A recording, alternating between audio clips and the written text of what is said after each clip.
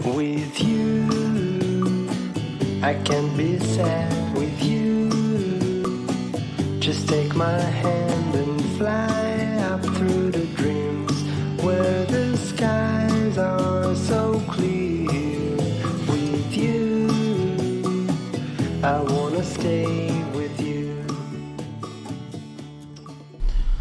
Saudara-saudara terkasih dalam Tuhan kita Yesus Kristus, marilah sejenak kita merenungkan kehadiran Bunda Maria dalam kehidupan kita sehari-hari. Berbicara tentang Bunda Maria tak akan pernah ada habisnya, dan bahkan kehadiran Bunda Maria dalam keseharian kita memberikan warna yang tersendiri dalam mengikuti Kristus. Inti iman kita adalah Yesus Kristus.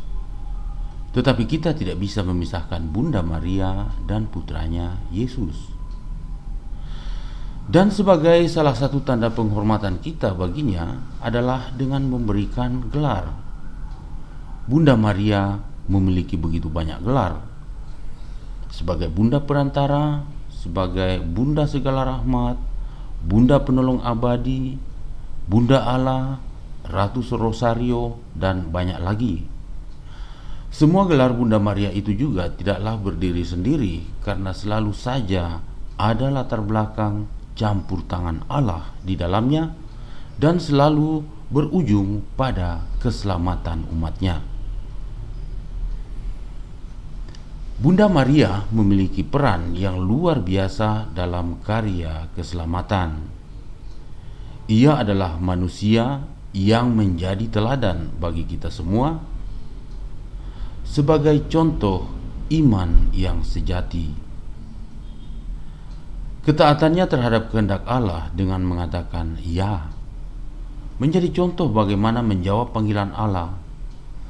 Terjadilah padaku menurut perkataanmu. Itulah sebabnya semua gelar yang tersemat dalam diri Bunda Maria pertama-tama merujuk pada Yesus Sang Putra. Gelar yang ada dalam diri Sang Bunda tak lepas dari Sang Putra. Bila kita mengatakan bahwa Maria adalah Bunda Allah, maka melalui gelar itu sebenarnya ingin menunjuk Sang Putra yang adalah Yesus sendiri, di mana Yesus dialah Allah yang menjadi manusia. Oleh karena itu, ketika kita mengatakan Maria sebagai Bunda Pendamai dan Pemersatu, maka Sang Pendamai dan Pemersatu abadi itu adalah Kristus sendiri. Apa yang diperdamaikan, apa yang dipersatukan? Merujuk pada bacaan kita tadi, yaitu dari Injil Yohanes dan Kisah Para Rasul, menjadi nyata bagi kita bagaimana Bunda Maria menyertai putranya, bukan hanya pada sampai wafat dan kebangkitannya saja, tetapi Bunda Maria juga hadir dalam peristiwa lahirnya gereja Allah, yaitu pada hari Pentakosta, hari turunnya Roh Kudus, sebagai titik awal kelanjutan misi penyelamatan oleh putranya. Bunda Maria memberikan kita teladan bagaimana menjadi penerus karya penyelamatan oleh putranya melalui kehadirannya itu. Pada peristiwa Yesus naik ke surga, yang juga dalam bacaan kita tadi, Yesus adalah Imam Agung yang mempersatukan dan memperdamaikan Allah dengan manusia dalam dirinya. Demikian pula Bunda Maria dengan kasihnya menyatukan kita umatnya, menjadikan kita satu dengan putranya. Bila kita perhatikan dalam tradisi ziarah Bunda Maria, baik itu ke gua-gua Maria ataupun ke tempat peziarahan lainnya, bahwa para peziarah itu seperti anak-anak yang pulang mengunjungi ibu mereka. Mereka dipersatukan, mempersatukan dan memperdamaikan manusia dengan manusia maupun manusia dengan Allah berasal dari kerendahan hati. Dan kerendahan hati Maria adalah kerendahan hati yang harus kita teladani.